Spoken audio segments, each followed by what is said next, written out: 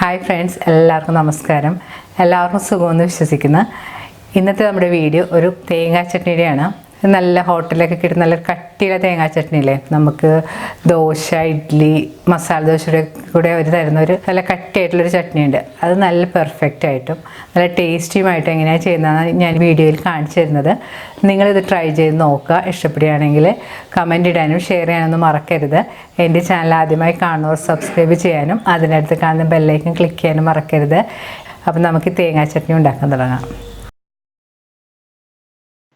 ചട്നി ഉണ്ടാക്കാനായിട്ട് ഞാനിവിടെ എടുത്തിരിക്കുന്നത് ഈ നീളത്തിലുള്ള ഒരു ഇഞ്ചി കഷ്ണം, 2 പച്ചമുളക്, 1 തണ്ട് കറിവേപ്പില, പിന്നെ വേണ്ടത് 1 കപ്പ് തേങ്ങാപ്പീര. ഞാൻ ഇവിടെ 2 ചെറിയ കഷ്ണം വെളുത്തുള്ളിയിൽ എടുക്കുന്നുണ്ട്. അത് ഓപ്ഷണലാണ്, നിങ്ങൾക്ക് ഇഷ്ടമുണ്ടെങ്കിൽ ചേർത്താൽ മതി. ഇനി വേണ്ടത് പൊട്ടുകടലയാണ്. പൊട്ടുകടല നമുക്കൊരു 1/4 കപ്പ് തുടങ്ങി 1/2 കപ്പ് വരെ ചേർക്കാം. അപ്പോൾ പൊട്ടുകടലയുടെ ടേസ്റ്റ് അധികം ഇഷ്ടമില്ലെങ്കിൽ 1/4 കപ്പ് ചേർത്താൽ മതി. നമ്മൾ 1/2 കപ്പ് പൊട്ടുകടല ചേർക്കുമ്പോഴാണ് ആ ചട്നിക്ക് നല്ല തിക്നെസ് കിട്ടുന്നത്. ചട്നി ഉണ്ടാക്കാനായിട്ട് നമുക്ക് ഈ പൊട്ടുകടല ഒന്ന് വറുത്തെടുക്കണം ആദ്യം. അതിനായിട്ടൊരു പാൻ ചൂടാക്കാൻ വെക്കാം. പാൻ ചൂടായി വരുമ്പോൾ അതിലേക്ക് 1 ടീസ്പൂൺ എണ്ണ ഒഴിച്ചു കൊടുക്കാം. എണ്ണ ചൂടായി വരുമ്പോൾ ഇതിലേക്ക് നമുക്ക് എടുത്തു വെച്ചിരിക്കുന്ന പൊട്ടുകടലയും കൂടി ഇട്ട് ഒരു മീഡിയം ഫ്ലെയിമിൽ വെച്ചൊന്ന് നന്നായിട്ട് വറുത്തെടുക്കണം. പ്രത്യേകം ശ്രദ്ധിക്കേണ്ടത്, നമ്മളിത് വറുക്കുമ്പോഴത്തേക്കിൻ്റെ കളറൊന്നും മാറണ്ട, ഒന്ന് ക്രിസ്പി ആയിട്ട് വന്നാൽ മതി. ഇതിലേക്ക് എടുത്തു വെച്ചിരിക്കുന്ന കറിവേപ്പിലയും കൂടി ഇട്ടൊന്ന് നന്നായിട്ട് വഴറ്റാം. ഇപ്പോൾ കറിവേപ്പിലയും പൊട്ടുകടലയൊക്കെ ഒന്ന് ക്രിസ്പി ആയിട്ട് വന്നിട്ടുണ്ട്. ഈ സമയത്ത് നമുക്ക് സ്റ്റവ് ഓഫ് ചെയ്യാം. സ്റ്റവ് ഓഫ് ചെയ്തതിന് ശേഷം ഇത് നമുക്ക് തണുക്കാനായിട്ടൊന്ന് മാറ്റി വെക്കാം. ഇനി ചട്നി ഉണ്ടാക്കാനായിട്ട് നമുക്ക് മിക്സിയുടെ ഒരു വലിയ ജാറിലേക്ക് എടുത്തു വെച്ചിരിക്കുന്ന ഇൻഗ്രീഡിയൻസ് ഒക്കെ ഇട്ട് കൊടുക്കാം. തേങ്ങാപ്പീര, പച്ചമുളക് വേണമെങ്കിൽ ഒന്ന് കഷ്ണങ്ങളായിട്ട് മുറിച്ചിട്ട് കൊടുക്കാം. അപ്പോൾ പെട്ടെന്ന് നമുക്കൊന്ന് അരച്ചെടുക്കാൻ പറ്റും. ഇഞ്ചി ചെറിയ കഷ്ണങ്ങളായിട്ട് നമുക്ക് മുറിച്ചെടുക്കാം.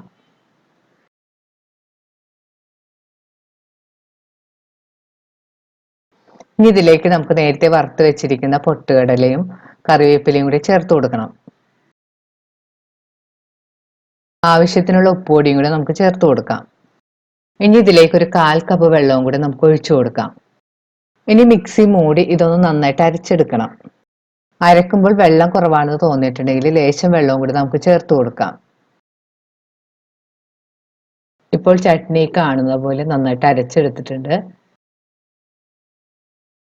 ഈ ചട്നി നമ്മൾ അരക്കുമ്പോഴത്തേക്കും സാധാരണ ചട്നി ഉണ്ടാക്കുന്നതിനേക്കാളും കുറച്ചും കൂടെ നന്നായിട്ട് അരച്ചെടുക്കണം. നല്ല കട്ടിയായിട്ട് ഇപ്പോൾ കിട്ടിയിട്ടുണ്ട്. ഈ ചട്നി ഇതുപോലെ നല്ല കട്ടിയായിട്ടാണ് ഇരിക്കുന്നത്. നിങ്ങൾക്ക് വേണമെങ്കിൽ സ്വല്പം വെള്ളം ഒഴിച്ച് വേണമെങ്കിൽ ലൂസാക്കി എടുക്കാം. ഉപ്പ് നോക്കിയിട്ട് ആവശ്യത്തിനുള്ള ഉപ്പൊക്കെ ചേർത്ത് കൊടുക്കണം. ഇതിൽ നമ്മൾ പ്രത്യേകിച്ച് കടുകൊന്നും പൊടിച്ചൊന്നും ഇടാറില്ല. ഇതുപോലെ തന്നെയാണ് നമ്മൾ ഉപയോഗിക്കുന്നത്. ഇനി ചട്നി നമുക്കൊരു സർവിങ് ബൗളിലേക്ക് മാറ്റാം. ഈ ചട്നി നമുക്ക് ദോശ, ഇഡ്ഡലി, മസാല ദോശ, നെയ് റോസ്റ്റ്, വട ഇവയുടെ കൂടെയൊക്കെ നല്ല കോമ്പിനേഷനാണ്.